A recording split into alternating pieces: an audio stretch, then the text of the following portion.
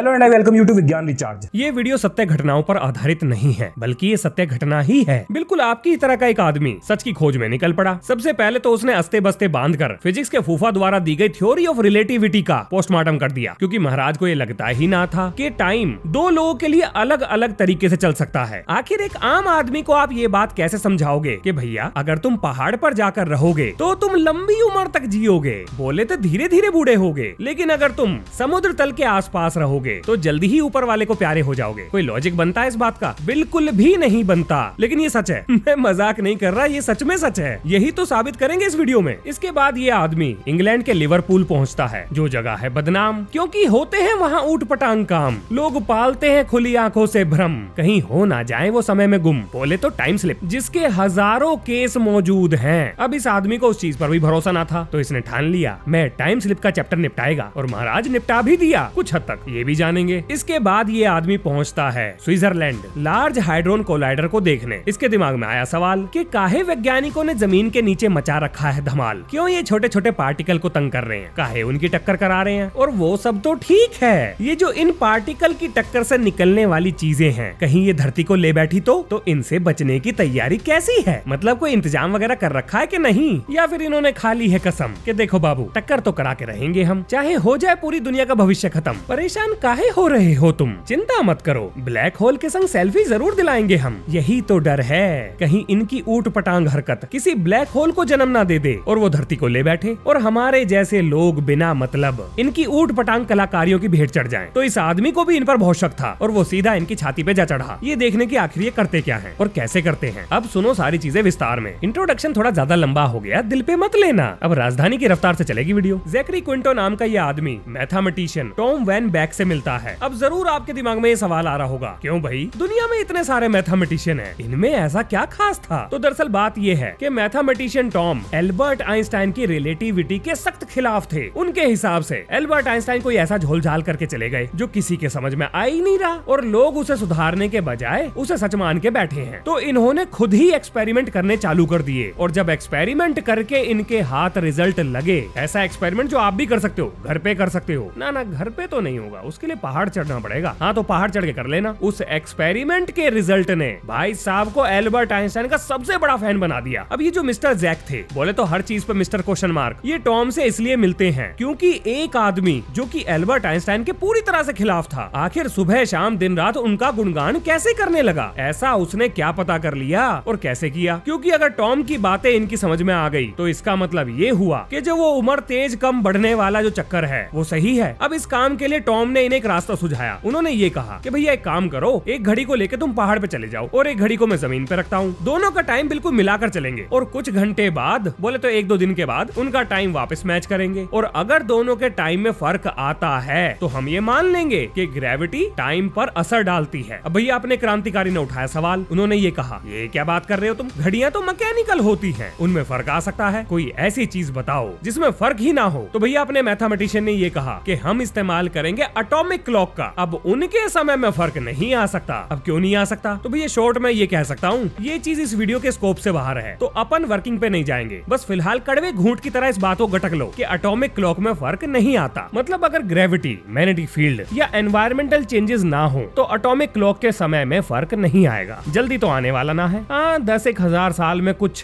मिली second का अंतर आ सकता है, ऐसा वैज्ञानिकों का मानना है। तो एक एटॉमिक क्लॉक गई पहाड़ पर और दूसरी रही जमीन पर। 1.5-2 दिन का समय बीता, और जब उनका डाटा वापस मिलाया गया तो 14 नैनो सेकंड का फर्क मिला। ये बहुत बड़ी बात है, क्योंकि इसके हिसाब से जो चीज धरती की सतह के नजदीक होगी उस पर ग्रेविटी ज्यादा लगेगी, और जो सतह से दूर होगी उस पर ग्रेविटी कम लगेगी। तो नजदीक वाली चीज का समय तेज बीतेगा और जो दूर होगी उसका धीरे बीतेगा, और दोनों के समय में ये जो अंतर आएगा इसी को डायलेटेड टाइम कहा जाएगा। यानी दोनों रिलेटिव हैं, इसीलिए तो इसे रिलेटिविटी कहा जाता है, क्योंकि सब कुछ रिलेटिव है, एब्सोल्यूट कुछ भी नहीं है। टेक्निकल हो गया, इसी को हजम करो। रिलेटिविटी टेक्निकल ही है, यानी पहाड़ वाला आदमी धीरे धीरे बूढ़ा होगा। अब इतना भी धीरे नहीं होगा कि कई साल का फर्क आ जाए। 14 नैनो सेकंड बहुत छोटा इंटरवल है, तो ज्यादा उम्मीदें मत पालना। लेकिन आप तो हो जिद्दी, उम्मीदों का पूरा संसार पाल लिया है, तो अब इसका क्या समाधान होगा? अरे काहे करते हो चिंता, मैं हूँ ना, अभी कराता हूँ। देखो इसके लिए ना आपको ब्लैक होल के पास जाना पड़ेगा। बोले तो उससे ज्यादा ग्रेविटी आपको कहाँ मिलेगी, बस उसके पास टहलाओ, आपका समय बहुत धीरे हो जाएगा और बाकी दुनिया अपने ही समय से चलती रहेगी। यही सेम कॉन्सेप्ट तो इंटरस्टेलर मूवी में लगाया है। ब्लैक होल के नजदीक जाओगे, टाइम धीरे हो जाएगा, आपका टाइम धीरे हो जाएगा, दूसरे के लिए धीरे हो जाएगा, आपके लिए उसी गति पर चलेगा। लेकिन कमाल की बात ये है, आपको ये बात पता ही नहीं लगेगी कि आपकी उम्र लंबी हो गई है। बाकी दुनिया को नजर आएगी, पर सुनने में है तो अजीब, पर क्या करें। फिलहाल के लिए आज की तारीख तक सच यही है। अब भैया अपना प्रशन कुमार, बोले तो जैकरी क्विंटो, अगले प्रश्न की तरफ बढ़ता है, जो कि था लिवरपूल यानी इंग्लैंड में। तो महाराज जाकर एक व्यक्ति से मिलते हैं जिन्होंने दावा कर रखा था कि भैया हमने टाइम स्लिप को सुलझा लिया। अब ये महाराज थे स्टीव पार्सन, बोले तो पैरानॉर्मल इन्वेस्टिगेटर। अरे वो होते हैं ना भूतिया हरकतों के खोजकर्ता हैं,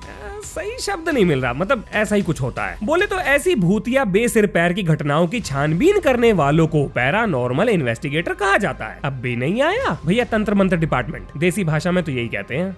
इंग्लिश में पैरानॉर्मल इन्वेस्टिगेटर बोल दो, काम धंधा दोनों का सेम है। अब भैया इनके हिसाब से ये लिवरपूल के एरिया में अलग अलग जगहों पर ऑडियो डाटा कलेक्ट कर रहे थे, बोले तो वाइब्रेशंस पर काहे। इनका ऐसा मानना था कि लिवरपूल में बहुत ज्यादा हाई इंटेंसिटी के इंफ्रासाउंड मौजूद हैं, जो काफी लोगों के दिमाग से छेड़खानी करते हैं, जिसकी वजह से उन्हें भ्रम हो जाता है। अब क्या इस बात के पीछे कोई लॉजिक था? मतलब क्या अपनी इस बात को ये किसी सबूत से साबित कर सकते थे? तो हाँ, कर भी सकते थे और करके भी दिखा दिया। सुनो अब ध्यान से। तो इन्होंने अपने प्रशन कुमार को ये बताया कि यूरोप में एक रिसर्च हुई थी ट्रक ड्राइवर्स पर, और उसमें ये पाया गया कि ट्रक के इंजन के द्वारा जो वाइब्रेशन प्रोड्यूस होते हैं वो इंफ्रासाउंड प्रोड्यूस करते हैं, और ये इंफ्रासाउंड ट्रक ड्राइवर्स को ट्रक चलाते हुए भ्रम का एहसास कराता है। बोले तो खुली आंखों से सपने देखना, दूसरी दुनिया का एहसास होना। कमाल है ना। अपने यहाँ तो लोग सस्ते में दूसरी दुनिया छोड़ो दूसरा अवतार ले लेते हैं, 2 घूंट अंदर और नया इंसान बाहर, जिसकी दुनिया ही अलग है। चलो चलो आगे चलते हैं। तो भैया अपने पैरानॉर्मल इन्वेस्टिगेटर ने मिस्टर प्रशन कुमार को अपने एक जुगाड़ पर लो फ्रीक्वेंसी इंफ्रासाउंड के वाइब्रेशन दिखा दिए, जो कि बहुत ज्यादा मात्रा में थे। मतलब ये निकला कि लो फ्रीक्वेंसी का वाइब्रेशन इंसानी दिमाग के साथ छेड़छाड़ करते थे, जिसकी वजह से भ्रम जैसी स्थिति उत्पन्न हो सकती है। और क्योंकि इस चीज के ऊपर पहले ही रिसर्च की जा चुकी थी, तो ये एक कारण हो सकता है लोगों का टाइम स्लिप एक्सपीरियंस करने का। लेकिन लिवरपूल में ये लो फ्रीक्वेंसी साउंड आ कहां से रहा था? तो इसका कोई ठोस जवाब नहीं मिला। या तो अंडरग्राउंड इलेक्ट्रिकल लाइंस हो गई, या सबवे हो गया, या फिर कोई जियो मैग्नेटिकल एनोमली भी हो सकती है, जो किसी न किसी तरीके से लो फ्रीक्वेंसी साउंड प्रोड्यूस कर रही थी। अब ये एक टेंजेबल एविडेंस था जिस पर विश्वास किया जा सकता था। तो अब मिस्टर प्रशन कुमार चले जाते हैं स्विट्जरलैंड लार्ज हाइड्रोन कोलाइडर को देखने। आगे चलते हैं और देखो, अगर आपका कभी वहां पर चक्कर लगे तो वहां पर आपको भगवान शिव की नटराज रूप में मूर्ति दिखाई देगी, 2 मीटर ऊंची मूर्ति, जो भारत सरकार ने गिफ्ट करी है, 2004 में गिफ्ट करी थी। तो अब अपने मिस्टर प्रशन कुमार पहुंच जाते हैं जिनेवा। तो इनका पहला सवाल ये था कि जी आपने लार्ज हाइड्रोन कोलाइडर को बनाया क्यों? हम क्या ढूंढ रहे हैं? तो इसका जवाब ये मिला कि ये एक टाइम मशीन की तरह है, यानी कि हम 14 बिलियन साल पहले हमारे ब्रह्मांड की उत्पत्ति कैसे हुई इसके राज को ढूंढ रहे हैं। और वो कैसे पता लगेगा? जब पार्टिकल आपस में टकराएंगे तो जो ब्लास्ट होगा, हम ऐसा मानते हैं कि हमें जो चीजें दिखाई देंगी वो कुछ उस तरह की होंगी जो बिग बैंग के समय हुई थी। अब मिस्टर प्रशन कुमार ये पूछते हैं ये कैसे करते हैं आप? तो इन्हें जवाब मिलता है भैया हम इसके अंदर छोड़ते हैं हाइड्रोजन गैस, उससे इलेक्ट्रॉन को अलग कर देते हैं, अब बचता है सिंगल प्रोटॉन, और उस प्रोटॉन को करते हैं एक्सेलरेट 99.9% ऑफ लाइट स्पीड, और फिर 2 प्रोटॉन आपस में टकराते हैं और वो फूटते हैं, अलग अलग पार्टिकल में टूटते हैं, और फिर हम देखते हैं क्या हुआ, कैसे हुआ, और नई नई चीजों की खोज होती है। मतलब उनके टकराने के बाद हमें क्या मिलेगा इसके बारे में हम खुद नहीं जानते। कभी कभार वही चीजें मिलती हैं जो हमें पहले मिली हैं, और कभी कभार नई चीजें मिल जाती हैं। अब अगला सवाल ये पूछा जाता है कि जी जो आप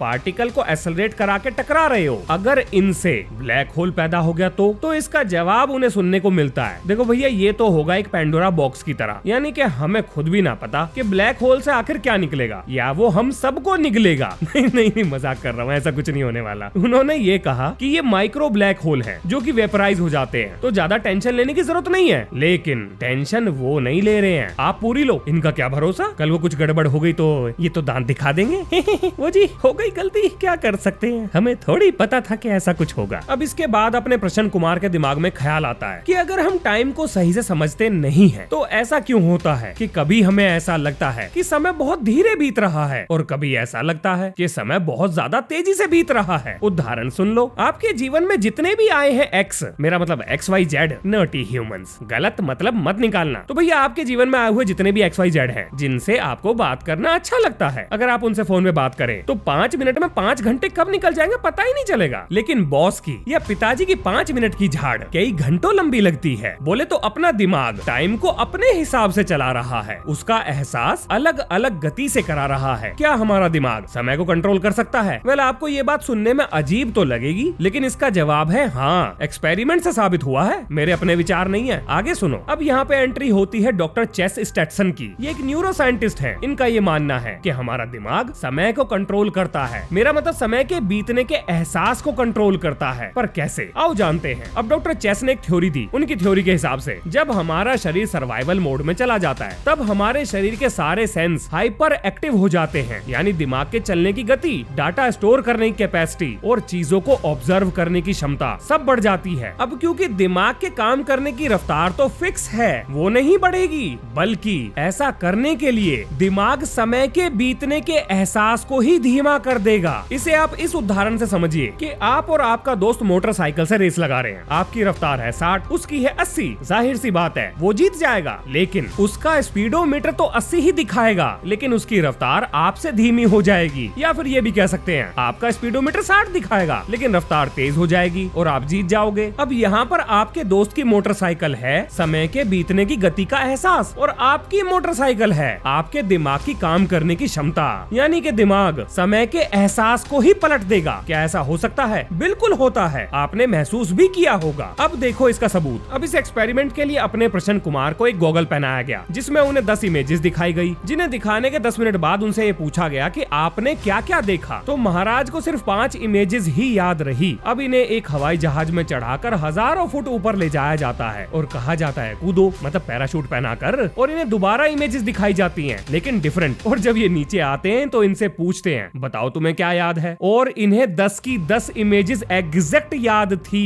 अब इससे क्या साबित होता है? तो इससे ये साबित होता है कि सर्वाइवल स्टेट में या पैनिक स्टेट में आपने ज्यादा इंफॉर्मेशन नहीं ली, इंफॉर्मेशन उतनी ही थी, लेकिन उस इंफॉर्मेशन को प्रोसेस करने के लिए, उसे स्टोर करने के लिए दिमाग ने समय के बीतने के एहसास को धीमा कर दिया, क्योंकि दिमाग की प्रोसेसिंग स्पीड तो फिक्स है। अब यहाँ पर यह भी याद रखना कि बच्चों से मिडिल एज तक आने में दिमाग की प्रोसेसिंग स्पीड बढ़ती है, मिडिल एज में स्टेबल रहती है, और जैसे जैसे उम्र बढ़ती है प्रोसेसिंग स्पीड घटती है। तो एक मिडिल एज पर्सन के लिए दिमाग की प्रोसेसिंग स्पीड बिल्कुल फिक्स है। अब अपने प्रश्न कुमार से पूछा गया, क्या आपको ऐसा लगा कि आपको इमेजेस थोड़े ज्यादा लंबे समय के लिए दिखाई गई हैं जब आप एरोप्लेन से गिर रहे थे? तो इन्होंने कहा हाँ, मुझे ऐसा ही लगा कि इमेजेस मेरे सामने थोड़ी ज्यादा देर के लिए हैं। अब इसका क्या मतलब है? यानी दिमाग ने शरीर को यह एहसास कराया कि तुम्हारे पास सेम काम करने के लिए ज्यादा समय है, जबकि ऐसा कुछ भी नहीं था। ये दिमाग बहुत चालू है। अब देखो यहाँ से ये बात तो समझ में आ गई कि ये दो पहेली ऐसी हैं जो इतनी आसानी से ना सुलझने वाली, एक समय और एक हमारा दिमाग, दोनों ही विचित्र हैं, और लगता है अभी हमें काफी लंबे समय तक इनकी पहेली के सुलझने का इंतजार करना पड़ेगा। कोई बात नहीं, अपनी कौन सी रेल छूटी जा रही है, कर लेंगे। तो जी इसी नोट के संग ये है इस वीडियो का अंत। मिलते हैं नेक्स्ट वीडियो में। जय हिंद, जय भारत।